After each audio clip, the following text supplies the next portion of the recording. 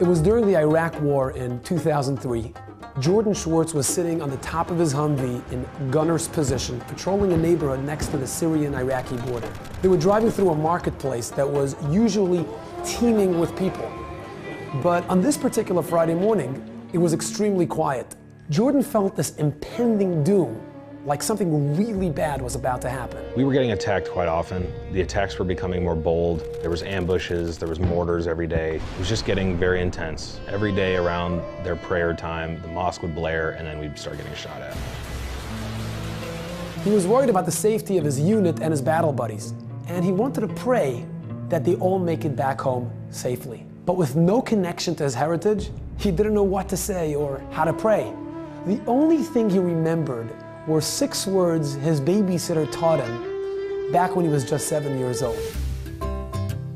I was born in Dallas, grew up in a secular home. We moved to Santa Fe, New Mexico when I was 7. Our family was close with the Jesmers, Rivka and her mom, and JJ, or Yaakov, was my best friend, and Rivka would babysit for us. I ended up putting them to bed, and I thought maybe I could teach them the Shema, and that would help them calm down and go to sleep nicely and be an easy transition for them from the fun day that we had into feeling calm and protected before they went to bed. I remember asking her why, what am I saying this for?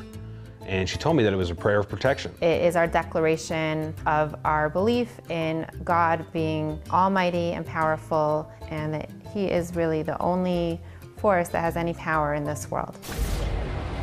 Fast forward, my time in Iraq, as we're rolling through the city, I start to feel like something was wrong. Something was about to happen. And I remember what Rivka told me. I said, Shema Yisrael, Hashem Elokeinu, Hashem Echad. And as I'm leaning in to warn my guys about it, boom! A huge bomb blows up right in front of the Humvee, put some shrapnel in my arm, ruptured my eardrum, gave me a concussion.